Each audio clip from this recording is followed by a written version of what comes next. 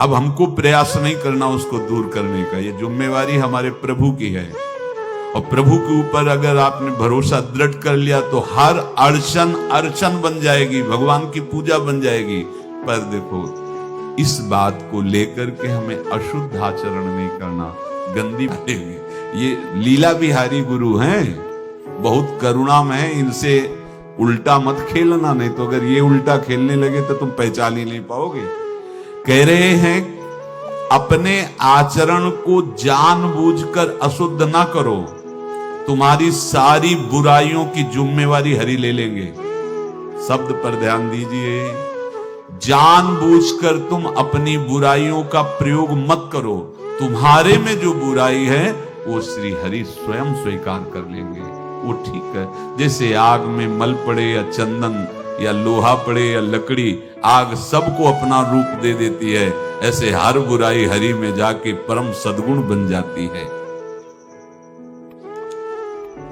हम जितना अपने आप को अच्छा बनाने का प्रयास करेंगे, ये संसारियों के समझ में नहीं आएगा, परमार्थ के पथिकों के लिए बात है, और यही विश्राम हो जाएगा। हम अपने आप को जितना अच्छा और बड़ा बनाने की कोशिश करेंगे, उतना ही हमारा प्रयत्न हमको नीचा गिरा देगा। यदि हम अपने को भगवान के आश्रित कर करके उनके नाम का जप और उनकी आज्ञा पे चले तो इतने अच्छे बन जाओगे, बिस्तरे सब जग विमल कीरति साधु संगति ना करे। इतने महान बन जाओगे कि विश्व आत्मा भगवान जब हृदय से लगा लिए तो जा पर कृपा राम की हुई, ता पर कृपा करे सब कोई। स्वामी का प्रभाव दास में आ जाता है। अरे एक साधारण कीड़ा भृंगी अपना प्रभाव दूसरे कीड़े पर डालकर उसे भृंगी बना देता है, तो भगवान का नाम गुण रूप लीला धाम तुम्हें ये नहीं प्रदान कर देगा। भगवद आश्रय लेते ही जिसके भय और विषाद नाम जप से नष्ट हो गए, नाम जप और सत्संग से, उसके हृदय में ऐश्वर्य भगवान का प्रकट होता है। बाह्य और आंतरिक दोनों वो ऐश्वर्यवान होता है। ज्ञान, विद्या, श्री, कीर्ति, शक्ति, सौंदर्य, माधुर्य ये प्रकाशित होने लगता है। बिना किसी बनावट श्रृंगार के उसके चेहरे पर आकर्षण होता है, देखते ही हृदय लुभायमान हो जाता है। ऐसा माधुर्य होता है भक्तों का, क्योंकि माधुर्य सिंधु प्रभु का चिंतन होता है। जो भगवान के आश्रित है उसे भय की तो कोई गुंजाइश ही नहीं है, कोई गुंजाइश नहीं। क्यों? क्योंकि वो भगवान सर्वशक्तिमान उसकी रक्षा में रहते हैं। बहुत छोटा सा प्रसंग है। एक नीलांबर दास नाम के महान भक्त हुए हैं, जन साधारण गृहस्थ की तरह जीवन व्यतीत करते थे। एक दिन उनको सत्संग सुनने को मिला। सत्संग में जब जैसे यही सब सार बातें, तो उनको लगा कि अभी तक तो हम अपने को पूर्ण मान रहे थे कि हमारे पास रुपया है, पत्नी है, पुत्र है, घर है, सब मौज मस्ती है, लेकिन ये सब छूट जाएगी मरने के बाद, फिर मेरे पास क्या रहेगा? सत्संग यही अंदर आपके विवेक डालता है। बड़ा पश्चाताप उनके हृदय में हुआ।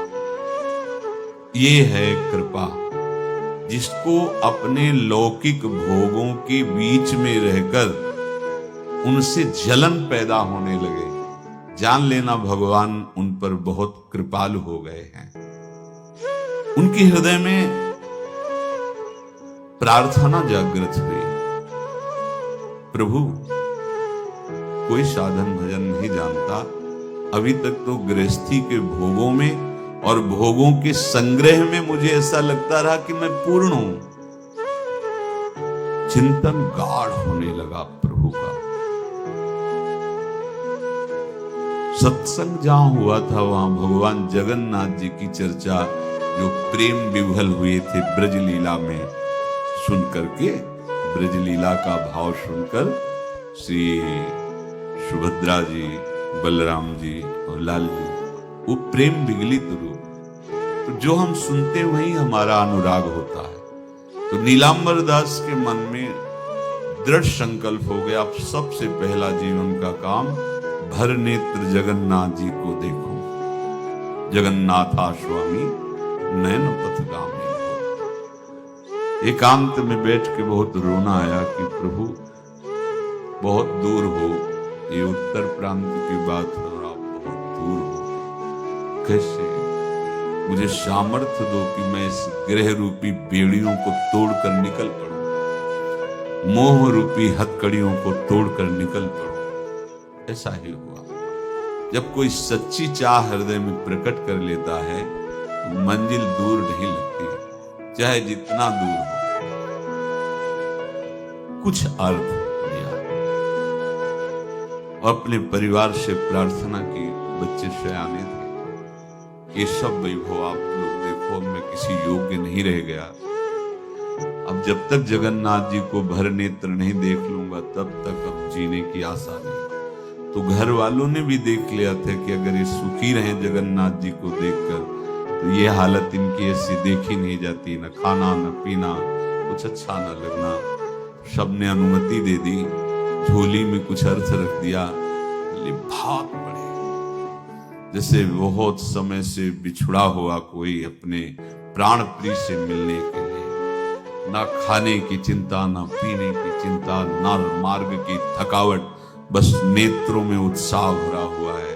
कब ऐसा होगा कि जगत के नाथ को मैं अपने भर नेत्र देखूं। जगन्नाथा स्वामी नयन पथगामी हो। कैसे बस चिंतन में जगन्नाथ। जब कोई सतमार्ग में चलता है तो विघ्न पे विघ्न आना प्रारंभ हो जाते हैं। क्यों विघ्न?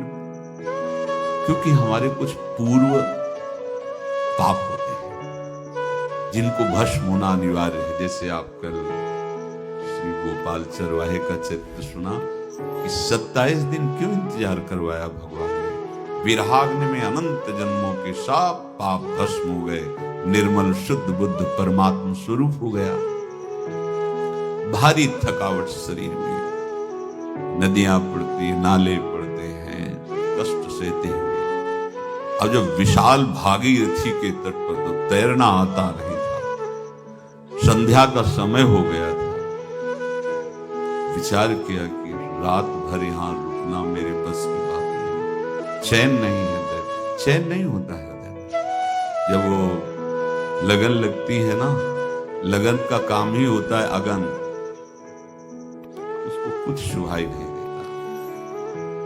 जब हृदय में लगन लग जाती है कुछ सुहाई नहीं देता। जिस पर हो तुम रीझते क्या देते यदुवीर, रोना, शिशकना, तड़पना, आहों की जागीर, ये संपत्ति मिलती है। रोने लगे, प्रभु आप तो बहुत समुद्र पार करने वाले हैं, इस गंगा नदी को कैसे हम पार कर पाए, और हम रुकेंगे नहीं।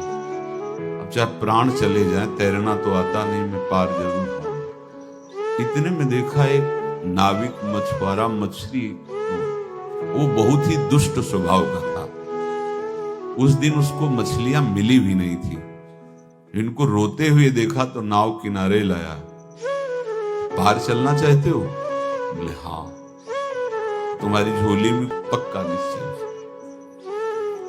अब जब वो धारा सीधे निकलना है और वो ऐसे चला तो उनका भैया हमें तो पार होना है, आप कहां ले जा रहे? बोले चुपचाप। अब उसका रूप बदल गया, वो चुपचाप बैठे रहो, अभी मैं तुम्हें गंगा से क्या इस शरीर से भी पार कर दूंगा। वो समझ गए कि शायद अब इस जन्म में जगन्नाथ के दर्शन संभव नहीं, क्योंकि मारे गए, हाथ में डांड है, अगर उसी से प्रहार करेगा तो एकदम आर्थ हुए कि प्रभु मरने का तो भय नहीं। अरे यदि आपको भरने तो देख लेते फिर मारे जाते तो अच्छा था। ये आशा लेकर के मैं मरना नहीं चाहता, एक बार मैं आपको देखना चाहता हूं। भय बिल्कुल नहीं हुआ, भय विषाद भक्त को नहीं होता। देर लगी क्या? एक राज कर्मचारी की आवाज आए, ए नाविक तुरंत इधर नाव लाओ। और उस समय धनुष बाण चलते थे। को उसने शीघ्रता की और दूर ले जाने की, तुरंत बाण संधान की और का समझ ले अचूक निशाना है, एक में ही तू ढेर हो जाएगा, पहले वापस नाव लाओ। वो घबरा गया, वापस